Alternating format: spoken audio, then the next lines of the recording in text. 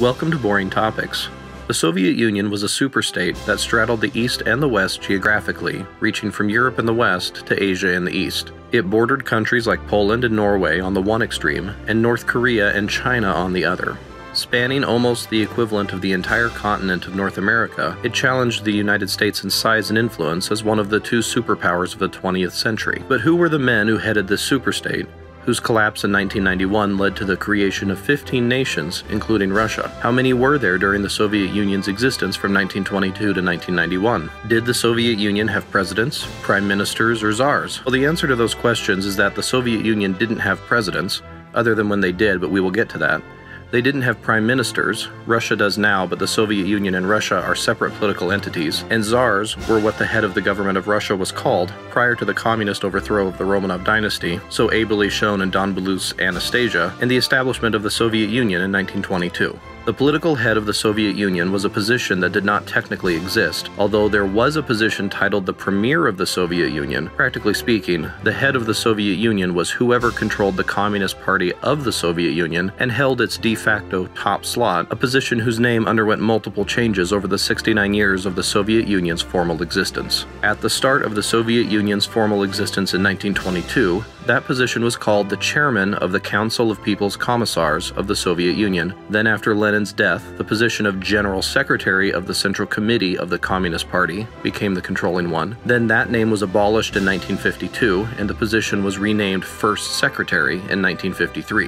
In 1966, the position was renamed back to General Secretary, before its power was superseded in 1990 by a newly created position called the President of the Soviet Union. In total, 8 men stood at the apex of power in the Soviet Union during its existence, with lengths in power ranging from almost 30 years to only 9 days. Emerging from the bitter and sometimes fatal power struggles of Soviet politics, these men upon gaining power did not relinquish it unless death or other action forced them to give it up. The Soviet Union's leadership starts with Vladimir Lenin in 1922. As head of the Russian Soviet Federative Socialist Republic from its inception in 1917 until it became the dominant power and creating force of the newly declared Soviet Union in 1922, Lenin continued into leadership of the new superstate with the formal title of Chairman of the Council of People's Commissars. Upon his death in 1924, a power struggle ensued between the new ruling troika of Joseph Stalin, Lev Kamenev, and Grigory Zinoviev, with Joseph Stalin emerging victorious. His position as General Secretary of the Communist Party then became the position of power in the Communist Party and by extension the Soviet Union. Following Stalin's death in 1953,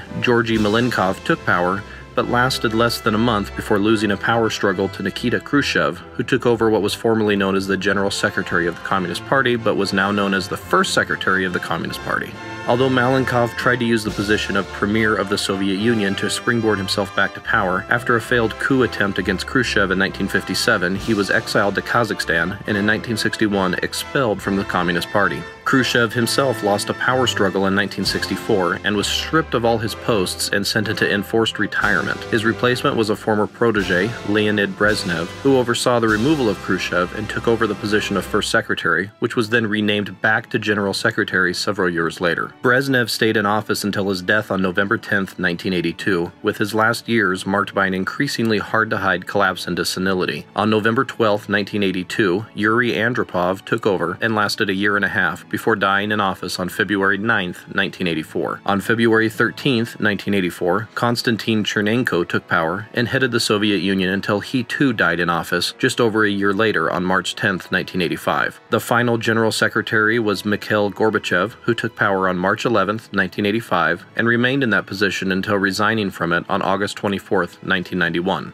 He continued in power for another 4 months as the first and only president of the Soviet Union, a newly created position that since March 15, 1990, he had held simultaneous with the position of General Secretary. Mikhail Gorbachev resigned as president on December 25, 1991, one day prior to the collapse of the Soviet Union.